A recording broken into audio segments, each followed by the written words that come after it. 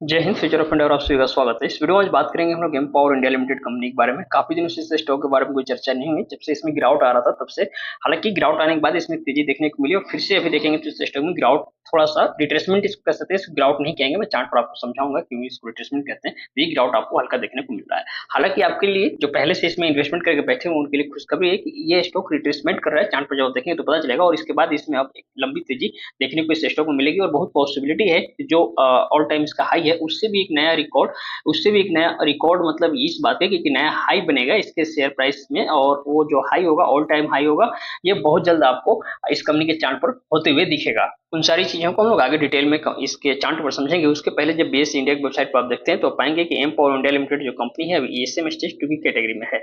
हालांकि SM stage 2 की category या जीएसएम स्टेज की कैटेगरी उतनी खतरनाक कैटेगरी नहीं है, क्योंकि आपको ओवरऑल मतलब इस चीज से कि जो कंपनी का शेयर प्राइस है ये बढ़ना चाहिए जहां से भी हम बाई किए हैं। तो इसमें तेजी आने के जो संकेत है वो मिलने लगे, मैं आपको बताऊंगा। हालांकि अभी के लिए आपका मूड इससे हो सकता है थोड़ा नर्वस आप हो सकते हैं कि इसमें लोअर रेट काफी दिनों से चल रहा है और मैं इसमें तेजी आने की बात कह रहा हूँ।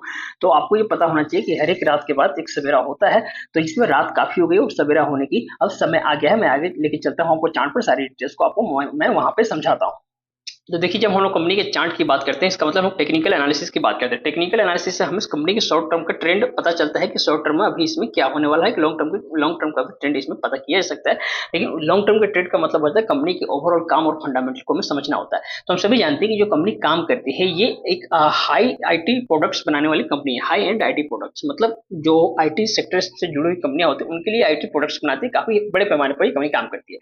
तो एक तो आईटी सेक्टर से जुड़ी हुई कंपनी है, तो लॉन्ग टर्म में इसमें ऐसे ही ग्रोथ आ जाएगी, काम के बेसिस पर हम ये समझ सकते हैं। और जो फंडामेंटल की बात करते हो 303 करोड़ की कंपनी है। ओवरऑल 100 करोड़ से ऊपर की जब कंपनी होती है तो जो भी पेनी स्टॉक होता है उसमें बेहतर मानते हैं, तो इस कैटेगरी में ये एक बेहतर हो जाता है। और बाकी ओवरऑल तमाम जो फंडामेंटल आप देखेंगे इस स्टॉक का, चाहे वो शेयर प्राइस हो, इस कंपनी की बुक वैल्यू से ज्यादा है और रिटर्न ऑन इक्विटी ये भी माइनस में नहीं है, तो ये भी ठीक नजर आता है। बाकी हम लोग तमाम और भी चीजें देखना होता है फंडामेंटल में, क्वार्टर्स के रिजल्ट और तमाम चीजें होते हैं, वो सब हम लोग आगे समझेंगे। लेकिन सबसे पहले अब चलते हैं टेक्निकल एनालिसिस के माध्यम से समझते हैं वो क्या बोलते हैं, क्योंकि काम और फंडामेंटल के बेसिस पर हमने समझा लॉन्ग टर्म का ट्रेंड कंपनी काफी पॉजिटिव रहने वाला है। शॉर्ट टर्म में समझेंगे तो देखिए, अभी क्या हुआ था कि काफी ऊपर कंपनी का शेयर प्राइस गया था। यहाँ से आप देखिए तकरीबन जीरो से बढ़कर कंपनी का शेयर प्राइस 4 रुपए तक गया था। इतना लंबा बढ़ने के बाद थोड़ा सा तो प्राइस में गिरावट बनता था, प्रॉफिट बुकिंग होने की वजह से प्राइस गिरा और 2 रुपए के आसपास आ गया। हालांकि इतना नहीं गिरता, लेकिन पेनी स्टॉक में क्या होता है कि प्राइस अपने हाफ एंड तक जरूर गिर जाता है। तो ये देख सकते हैं तकरीबन आधा यहाँ से प्राइस गिर गया था। यहाँ पे आने के बाद इसे रिट्रेसमेंट लिया, यहाँ सपोर्ट लिया और सपोर्ट लेके प्राइस ऊपर उठा, फिर रिट्रेसमेंट करने के लिए थोड़ा सा नीचे आ रहा है और फिर अब यहीं से 2.5 रुपए से ही इसका प्राइस ऊपर उठेगा। तो ये भी 4 रुपए के लेवल को मतलब निकाल देगा और 5 रुपए तक आपको जाते हुए दिखेगा। यानी कि शॉर्ट टर्म में आप इस कंपनी के जो प्राइस है 5 रुपए तक के लिए जा सकते हैं। हाल फिलहाल के दिनों में जो इन्वेस्टमेंट किए हो या जिनका पहले से भी इन्वेस्टमेंट हो। हालांकि कोई नया व्यक्ति यहाँ पे इन्वेस्टमेंट करना चाहते तो उसके लिए बेहतर यही होगा कि आप थोड़ा सा वेट कर लीजिए। जैसे इस कंपनी का शेयर प्राइस 3 रुपए के लेवल को निकालेगा तो आप यहाँ पे एंट्री ले लीजिएगा। भले आपको थोड़ा महंगा मिलेगा लेकिन ज्यादा इंतजार नहीं करना पड़ेगा। 3 रुपए के लेवल को निकालेगा तो इजीली इसका प्राइस 4-5 रुपए तक आपको बहुत कम समय में आपको जाते हुए दिखेगा। ये 5 रुपए तक इसलिए कह रहा हूँ, 5 रुपए का जो लेवल होता है ना साइकोलॉजिकल नंबर होता है। तो यहाँ तक जाकर फिर थोड़ा सा प्राइस ठहरेगा और फिर रिट्रेसमेंट लेके प्राइस ऊपर निकलेगा।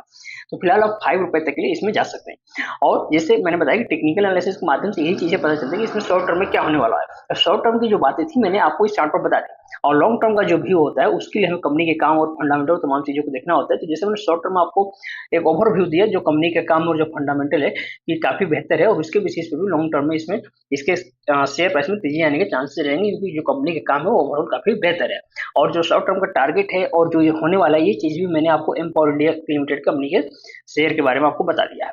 बाकी आपके मन में इससे रिलेटेड कोई सवाल है, आप कोई जानना चाहते हो, कुछ पूछना चाहते हो तो कमेंट में पूछ सकते हैं। व्यक्तिगत रूप से जुड़कर मुझसे बातें करना चाहते हो तो आप मुझको इंस्टाग्राम में फॉलो कर सकते हैं। मैं इंस्टाग्राम में सभी व्यक्ति को जवाब देता हूँ, रिप्लाई देता हूँ, उनके कंफ्यूजन को दूर करता हूँ।